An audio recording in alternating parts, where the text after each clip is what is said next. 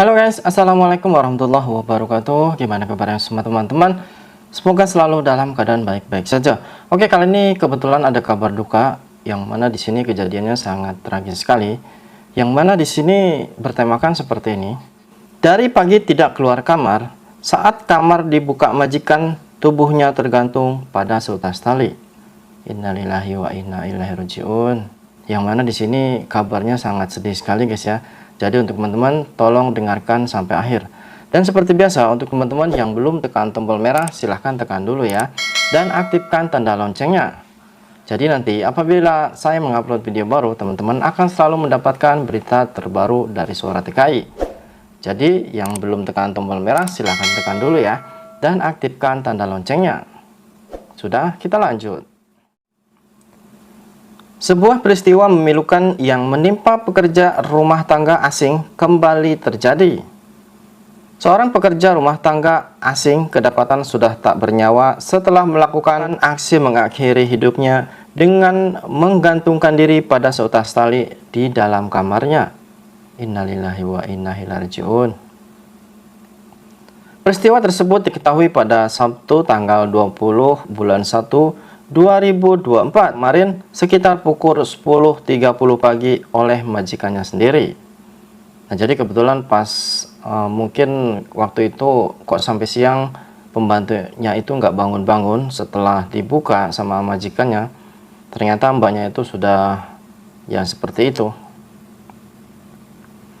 PRT asing yang belum diungkapkan jati dirinya bekerja di kawasan Taipa, Makau tersebut sudah bekerja di majikan yang sama sejak bertahun-tahun lamanya. Jadi mbaknya ini bekerja sudah lama ya di majikan tersebut. Terungkapnya peristiwa tragis ini bermula dari kecurigaan majikan yang melihat hal di luar kebiasaan yang dilakukan PRT-nya. Selambat-lambatnya jam 7 pagi, PRT asing tersebut biasanya sudah bangun dan beraktivitas di luar kamarnya. Namun pada hari naas tersebut hingga lewat jam 10 pagi dirinya belum nampak keluar kamar. Nah, tadi seperti yang saya omongin bahwa mbaknya ini biasanya jam 7 pagi itu sudah bangun, namun ini nyampe jam 10 pagi ya, 10 siang itu mbaknya itu belum keluar gitu loh. Semula majikan mendung PRT-nya sedang sakit, namun berkali-kali dipanggil dan digedor pintu kamarnya, tak juga ada sahutan. Takut terjadi sesuatu, akhirnya majikan membuka pintu kamar dan mendapati kenyataan yang sangat mengejutkan. Setelah dilakukan oleh TKP, polisi menemukan 2 lembar kertas yang diduga kuat tulisan dari korban, di mana PRT asing tersebut menuliskan pesan terakhirnya. Astagfirullahaladzim. Jadi untuk teman-teman yang bekerja di luar negeri itu makanya saya bilang harus kuat dari mental, fisik, dan segalanya ya. Karena kadang biasanya kita bekerja capek ya dari pagi sampai malam ya. Kadang pas malamnya juga kalau menjaga khususnya nenek atau akong nggak bisa tidur karena neneknya itu kadang malam-malam bangun. Kadang akongnya berisik ya, kita nggak bisa tidur. Pas di situ biasanya dari pihak keluarga ya yang berada di rumah itu mengharapkannya kiriman dan kiriman tanpa mereka ketahui bahwa kita bekerja di luar negeri itu sangat-sangat capek sekali.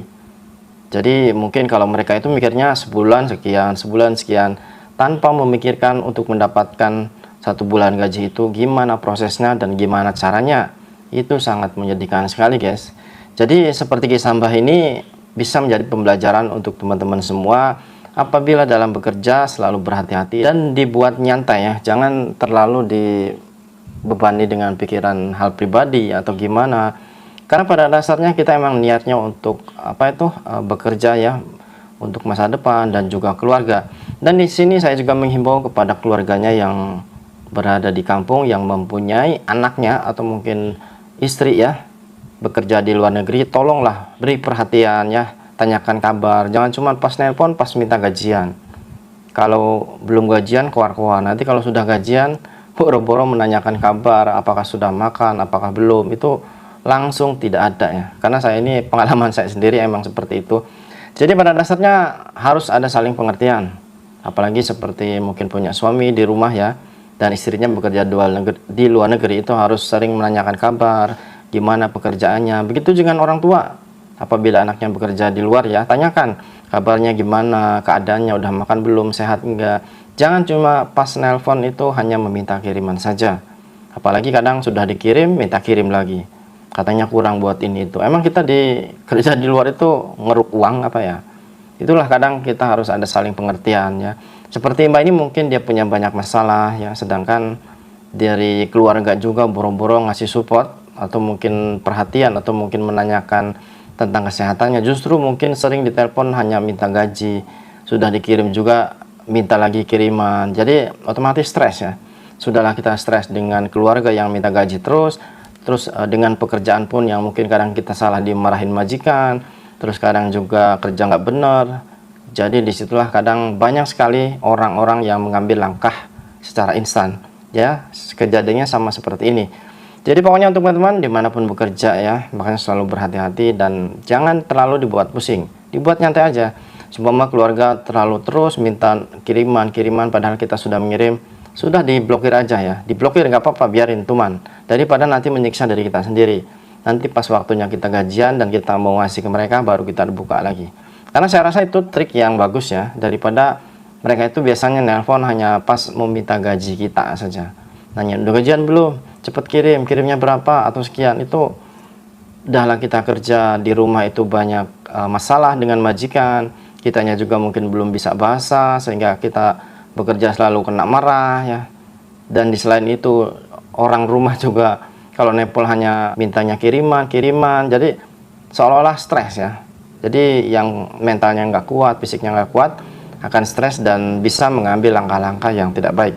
Nah, jadi di sini saya hanya ingin untuk teman-teman yang bekerja di luar negeri, kalau seumpama kejadiannya sama seperti ini, dari rumah nelpon terus minta gajian terus, diblokir saja. Kalaupun nanti katanya ngomong gini gitu, biarin, masa bodoh ya. Karena kita fokus untuk kerja masa depan kita. Dan kadang ada juga yang mungkin ya disuruhnya setiap ini kirim sekian, itu masa bodoh, biarin aja. Pokoknya kita harus peruntukan, seumpama gaji ini untuk tabungan kita, ini untuk keseharian kita, dan ini seumpama ada jatah buat anak kita. Kalau nggak punya anak, kalaupun ada anak, ada ibu ya untuk ibu kita. Kalau suami jangan dikasih ya. Jadi di sini untuk teman-teman yang kerja di luar negeri, khususnya perempuan, kalau punya suami jangan pernah menjatah suami. Kewajiban dia untuk bekerja, justru untuk harus menafkahi kalian.